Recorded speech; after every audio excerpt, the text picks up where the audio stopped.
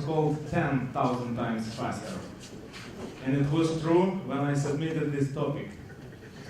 4 days ago, the company, DWave, Canadian company, released a new version of quantum computer, which is 1,000 times faster than the previous version. So now we have 10 million times faster than transistor computer. This is the pace of our acceleration. The progress is really accelerating. Well, to understand the quantum computing, it's better to understand everything. Because if you know only one piece from here or from here, you have to just remember this piece without understanding. We need to connect the dots. If you see everything, it's easy to understand the entire universe. So we started to compute because we spread from our location. First part will be easy. How we computed to spread further, it's kind of lyric fairy tale, understandable to non-technical guys. Second part will be hardcore. So, how software exactly is eating the world? Where is this huge mouse that eats our planet? So we worked on food until we could.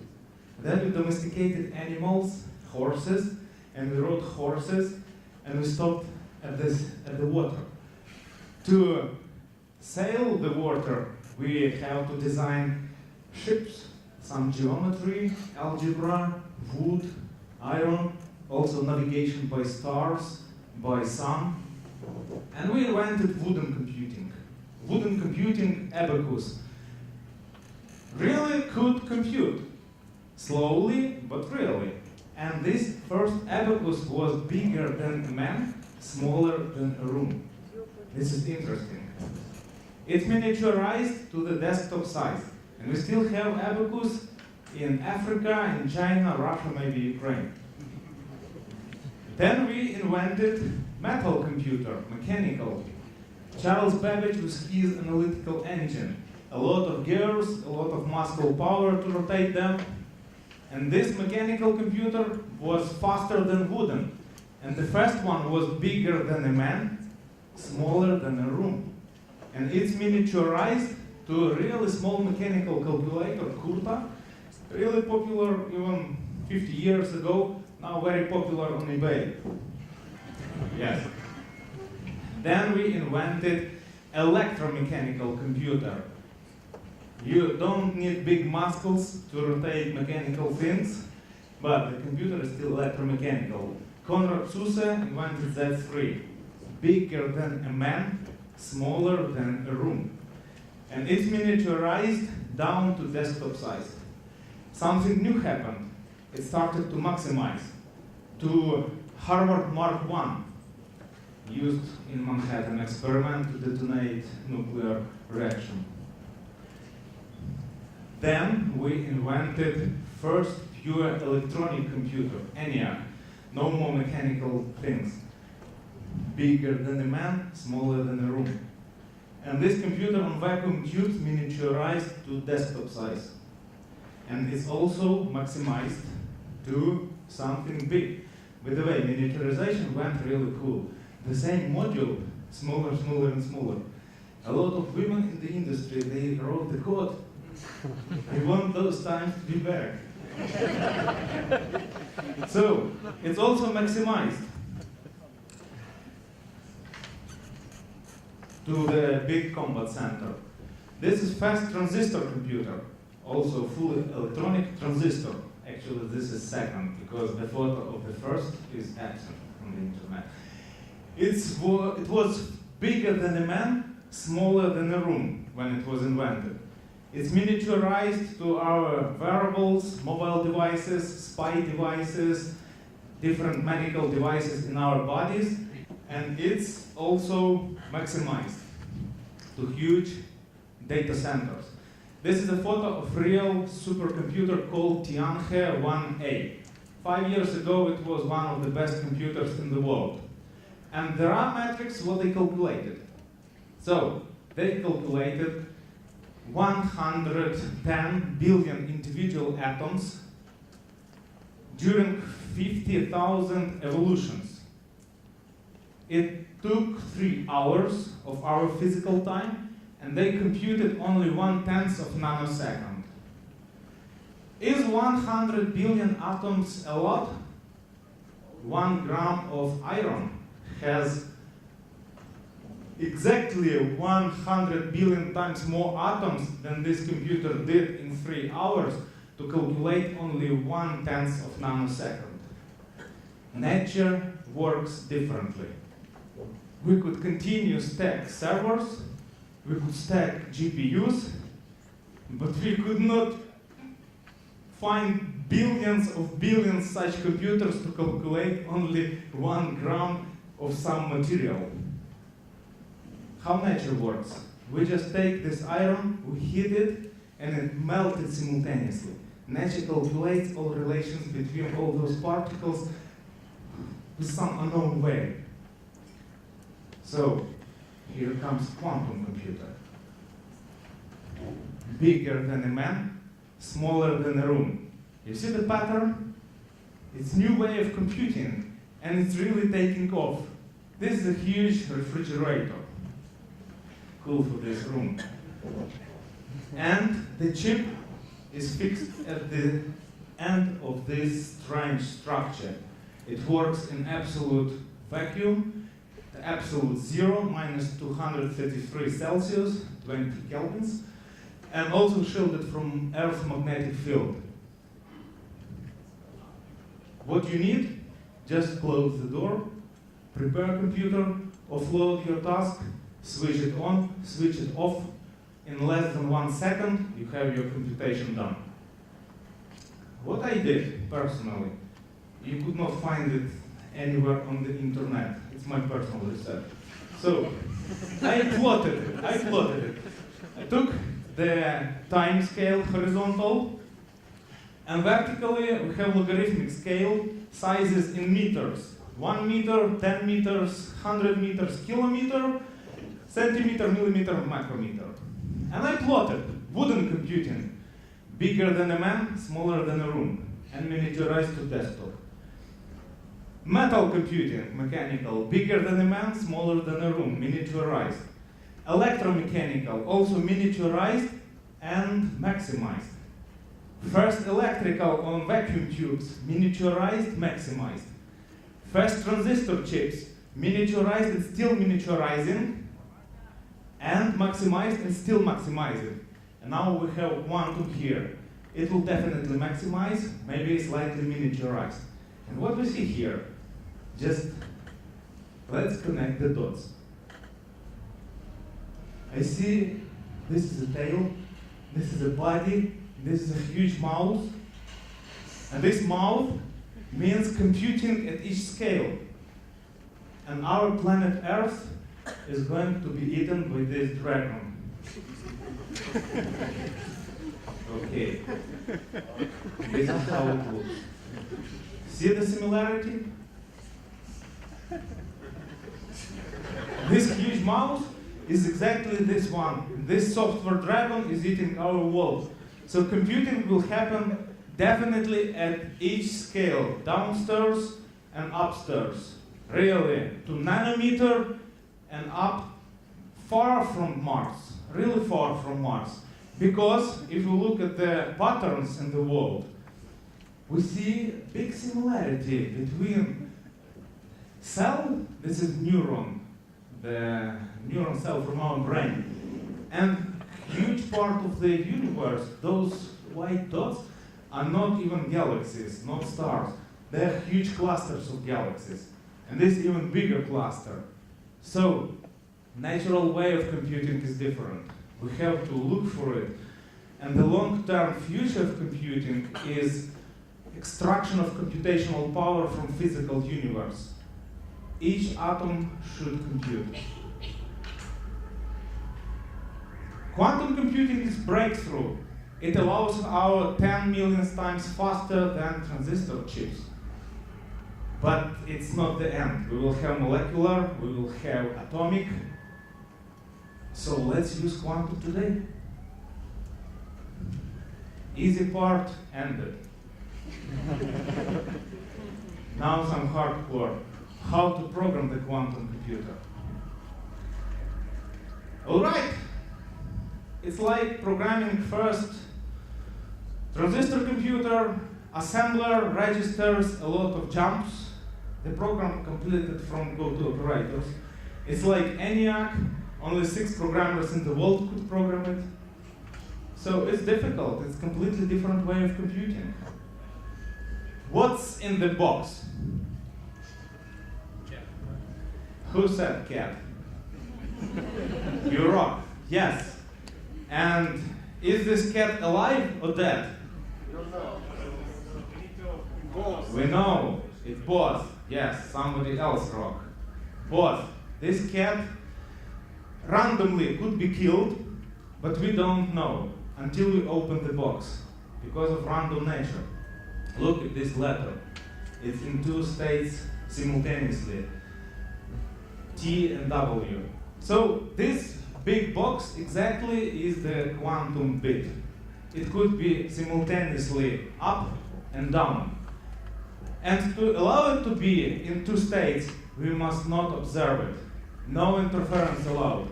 Because particles behave like waves when we don't look at them. And they could penetrate the walls.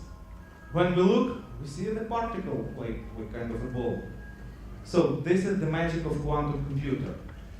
And quantum computer solves optimization problems really cool. This landscape is typical set of different possible solutions of the problem. Mountains and valleys. The best solution is global minimum. How to find it?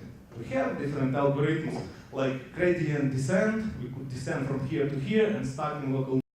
We could start different gradient descents and boosted descent from multiple mountains downstairs, but we still could start or consume a lot of time and power. We could use meta-heuristic methods like simulated annealing and perform temperature jump from here to here. So quantum annealing works like simulated annealing, but million times faster. We could penetrate this mountain when we don't look at the chip and find ourselves in global minimum. So this is the magic of quantum computer. Hello world task for quantum computer. We know hello world task as import print hello world. Hello world task for quantum computer looks like this. Given a limited number of colors, paint counties in the United States and avoid adjacent similar colors as much as possible. This is hello world. The task could not be solved ideally. For example, those 2 counties are red. But this is good enough. How to program it? It's easy. Not easy. Ising. Ising is the name of the guy, and this equation is named after. You have to take the piece of paper, recall your mathematics, and prepare your task, your problem in this equation. You probably remember Newton physics. F equals to m multiplied by a. This is hello world. On top of Newtonian, we have Lagrangian, which introduces energies, kinetic and potential energies. And the solution is energy. You could maximize it or minimize. And this is Hamiltonian, even more abstract than Lagrangian. So those small guys, sigmas, they are quantum bits, all those black boxes with cats. And this is the energy of the system, kinetic, potential, and we have to minimize it. This simple equation represents all possible solutions of our problem. All possible. This is landscape with mountains and valleys. Do we have neural networks lovers here? Sure we have. Imagine now that those sigmas are neurons. Neurons with some weight and neurons and relations between them. You have your neural graph. How to put this neural graph on some hardware? This could be arbitrary connected graph. And hardware has some limitations. This chimera graph is not fully connected. This is part of the chip, quantum chip. We have to fit our graph into this not fully connected graph. This is called embedding. And embedding happens when we abstract entities from our business domain into qubits and set the weights and the relations between those qubits in those unit cells. This is a qubit, this is a qubit, this is a qubit, and it could collapse into 0 or 1. This could collapse into 0 to 1, and programmatically we could control the probability distribution of collapsing to 0 or 1 by setting magnetically weights and setting magnetically relations of couplers. That's it. As soon as this works, it works on the hardware. Physically, the qubit is not the dot. It's stretched contour, and those contours are overlapped to exchange the information, and this chip works in absolute zero, absolute vacuum, and zero magnetic field. Any interference, the coherent system, and it collapses into some deterministic state. So bits becomes zeros or 1. When you don't look at it, it sees all states simultaneously. All those combinatorial tasks are easily solved. For example, prime numbers factorization. Prime factorization, Shor's algorithm, it could work on quantum computer and break the RSA security. It already did. The full pipeline, how the quantum computing should be programmed. You define your problem as Hamiltonian, and then you do embedding. Embedding of your problem into that specific hardware. Embedding could be done manually or could be done programmatically. This is irony. Programmatical embedding is not so efficient as manual. So we could use meta-programming, the quantum computer, even for better optimization tasks, to embed that graph onto its own chip. Then we define all those biases, weights, and strengths, called biases couplings. And then we set parameters to run system multiple times, because this computer is not deterministic, it's probabilistic. It will produce the minimum energy. It will give us those bits should be zeros, those bits should be 1. But we don't know whether it's global minimum or no. We believe in tunneling. So we should turn it on, turn it off, take the solution. Turn it on, turn it off, take the solution. And do it multiple times. When statistics show this is good enough, then okay. So this part is done on transistor chip. This offloading done onto quantum computer like you offload to coprocessor. Just big refrigerator, bigger than a man, smaller than a room. Then you read the results.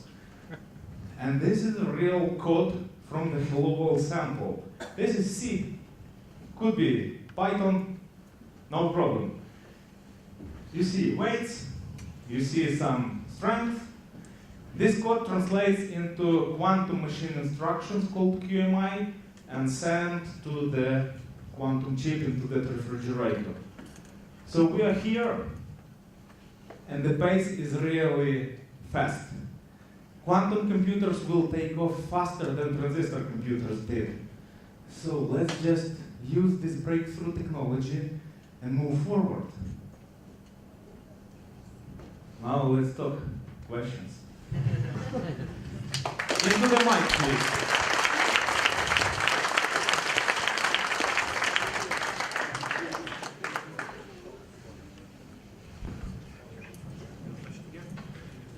I guess the question, like you mentioned D-Wave, and so they're like one of the leaders, but also IBM, they released an access to their cloud, their cloud of quantum computers, IBM experiments, and have you put any attention, I mean the software R&D, to that particular? This is a great question. This is also a smart guy. We work together. So yes, D-Wave is the best industrial quantum annealer. This is more practical. But to get access to D-Wave is really difficult. Public customers are Google, NASA, Los Alamos Laboratory, and Lockheed Martin. They have also some non-public customers. IBM released different type of quantum computer, only 5 qubits and really stable. D-Wave has 2000 with some noise. That's why you need to switch on, switch off, and repeat multiple times.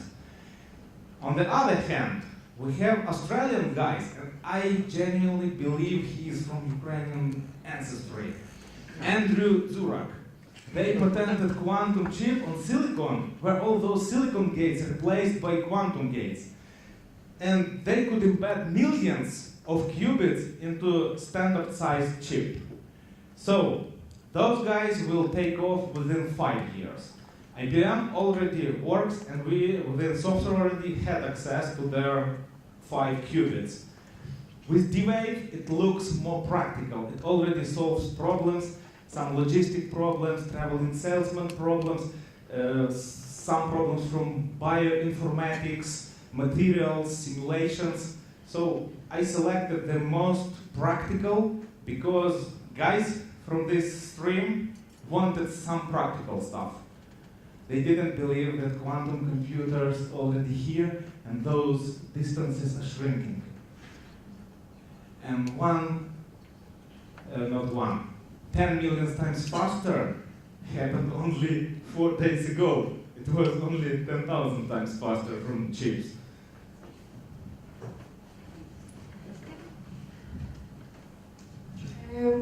And in 20th century, Howard Aiken is an American engineer. He stated that only like 6 electric digital computers will satisfy all computing needs in America.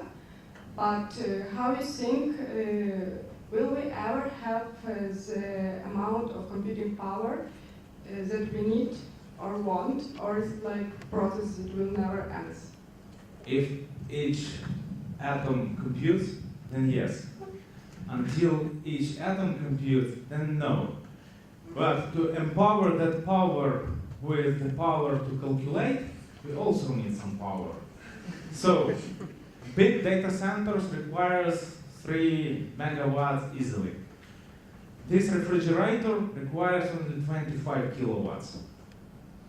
If we want to model our brain, just take those billions of neurons, connect them on classical transistor chip. We will require so much power that entire planet Earth will work for this small model, for only one guy's brain.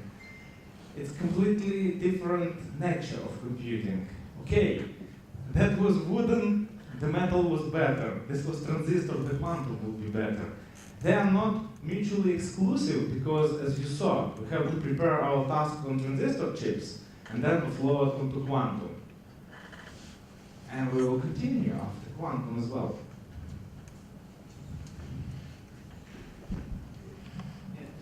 Hello. I want to ask about the scalability of quantum computers. Because actually, I remember the excitement maybe in 1998 when of the first experiment of quantum teleportation of quantum computer. And soon it was created a quantum computer with 7 qubits. And after 20 years, actually, we are not too far from that point, because even that D-Wave computer is great progress actually, but it has hundreds of thousands of qubits. But those qubits are connected only in clusters of 8 bits. It works only on Chimera graph. And actually, it's like, to some extent, it can be said that it is a set of many quantum computers of 8 bits, of 8 qubits. It's not right. It's not right. So they could not interconnect all qubits because of some engineering difficulties. But you could map your logical entity onto logical bit and then use multiple physical qubits to execute your logic. This is first. And second, you know the Moore's law. For quantum computers, we have Gauss law.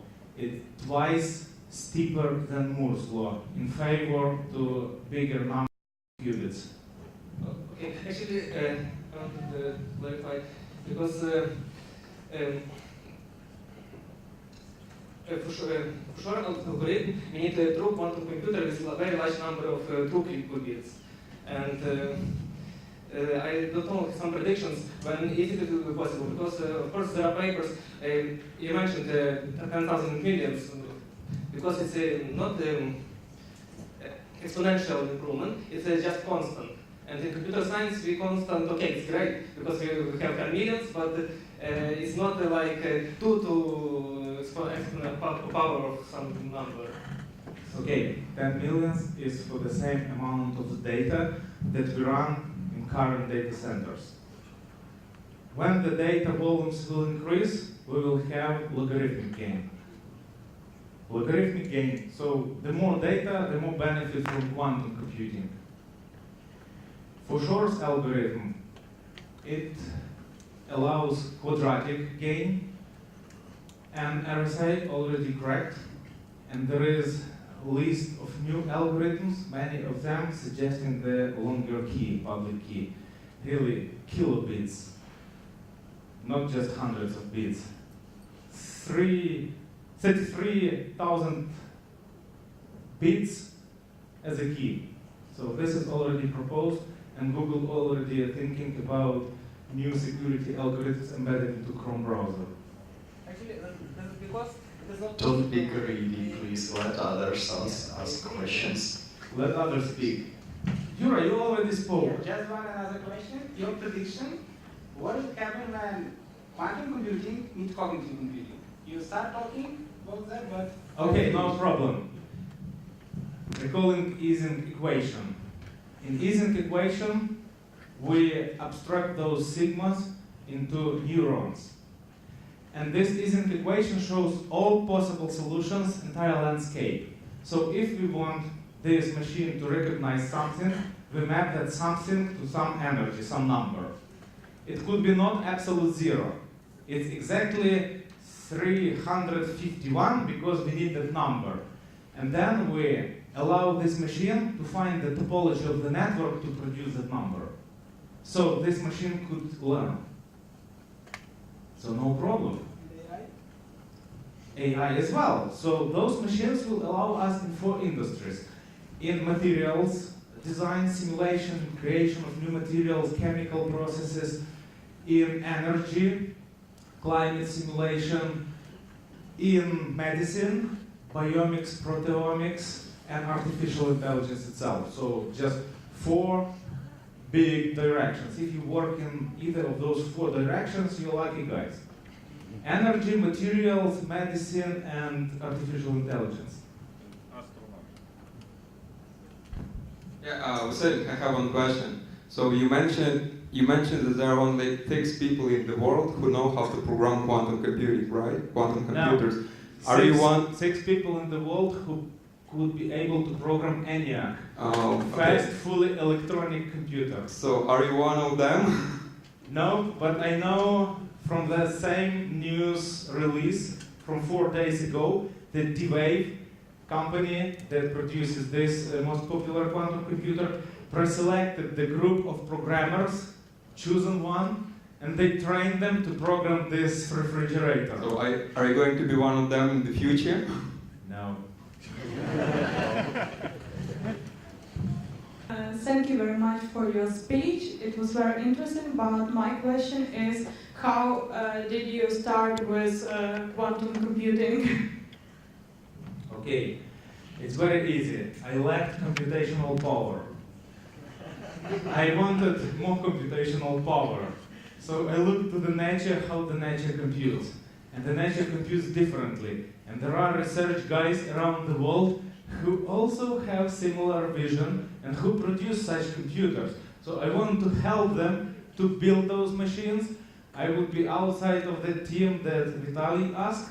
I would be collaborating with them, and I will help quantum computing to commoditize, be affordable, and we will continue to run our main workflow single-threaded, and then offload to quantum computer like coprocessor, then get results back, and then continue within this thread. We will continue to multi-thread our classical tasks, and we will use quantum computer for really complicated tasks which could be solved in probabilistic way. In computer theory, computer theory has specific terms for the complexity of the task. BQP, P, NP, and P complete, and so on. So quantum computers allow us to solve BQP, P, and part of NP. My question, are we still stick to binary logic when programming quantum computers? Yes, we are. Is a plan to move to other logics, not the binary, go out to multiple to triple and other stuff? It's difficult because if we look from physical perspective, we have circuit like a donut, circle. This electrical circuit, if made from proper material and put into absolute zero, starts superconductivity. And within this circuit, the current could go this direction and another direction simultaneously. And when the current goes through the piece of metal, it creates magnetic field. And the rule of thumb, this way the current, this is the direction of the field. Different direction of the current, different direction of magnetic field. So we have binarity in the design of this circuit. It could be 1 and minus 1. But to be more friendly with transistor chips, we just moved 1 to 1 and minus 1 to 0. From what you said, it seems that the guys who actually built that computer, they look at it as a black box, as a Schrodinger's box.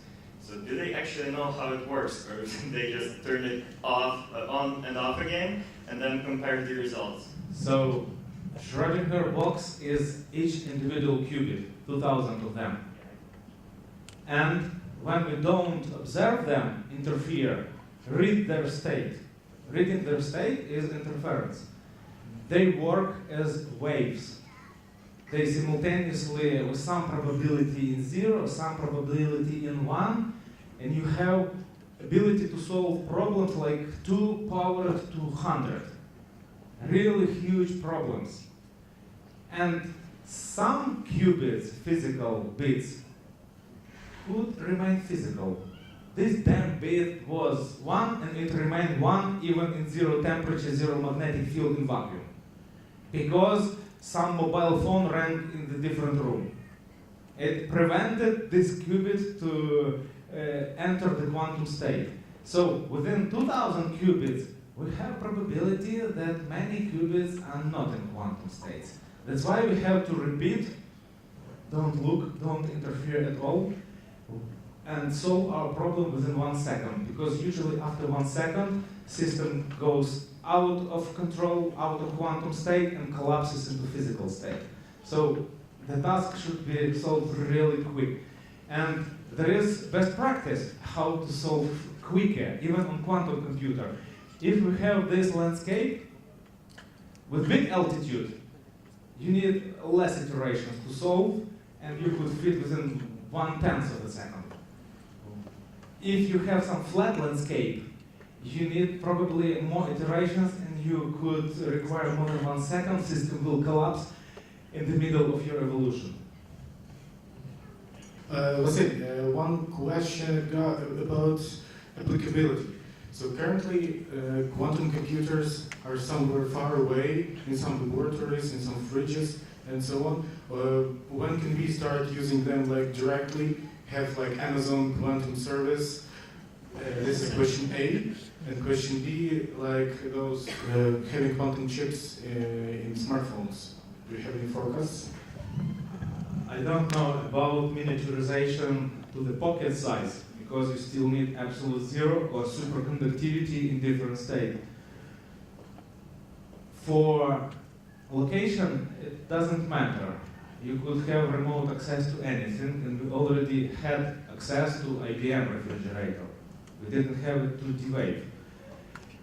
I think that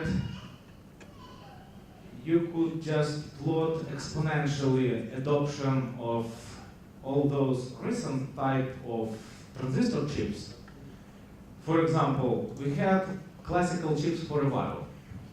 Then GPU was introduced for gamers. And then GPU really was adopted in artificial intelligence, in data mining, machine learning community, and they skyrocketed. So with quantum computing, the takeoff time is going to be even faster than it was with GPU. So definitely less than 8 years. Less than 5. Okay, let's wait till it is used 5 years and see what we can do with it. Maybe I can still play my Mass Effect on that cat computer. Okay, so any more questions left? Please. Short question, just to understand. If we cannot interfere with qubits, how will we read results? When we read, interference happens. Yeah. So after the switch refrigerator, they just come down to the logical state, and then we can read. The fact of reading means the end of waves. We just read, and it will be either 0 or 1. If we don't read, it's still the wave somewhere between 0 and 1, less than 1 second. So when we read, it's already not in quantum state. We open the box and we see this cat is alive, smile, and hungry. Yeah, that's why only 1 second, because afterwards it just... Because we have vibrations, we have other interference, not only magnetic fields, some neutrino could penetrate these thick walls. So it's empiric. Probably they could keep those qubits longer. On the other hand, we have different engineering of quantum chips, IBM way. Small qubits, but really stable. But only 5 of them. So this like a drawing coin just real fast, because it's probability. Yes. Okay. So next time I will explain on cats. Mike, okay. What is the recovery time once it went off the quantum state? How fast it can go back to the quantum state and repeat and continue the computation? So putting the system in quantum state takes a while. When the system is in coherence, it's known 1 second. It's decohere after 1 second or sooner. You could put it back also probably within several seconds. That's why it's only 10,000 faster, not 10 million faster in some synthetic case that Google described 2 years ago, 1 year ago. And now multiplied by 1,000, it could be billions times faster. No, because you need to repeat your problem solving on this chip. Another question. So when do we need to generate RSA-SADC key? You mentioned the new crypto.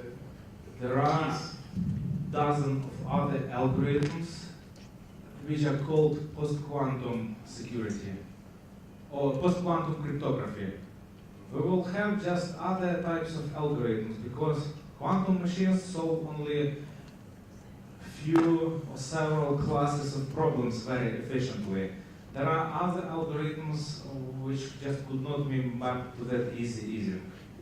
So with RSA, trick was not with Q-lens, trick was that it was breaking RSA in linear time. Yes. So regardless of how you add the key, it's still breakable, so you should change your mask. So get prepared for a textbook because I think in the next 5 years that thing is booming and we will need to go to school again and learn about our cycles, functions, and so on. And give a good applause to Vasyl and feel free to grab him for offline questions. Thank you guys.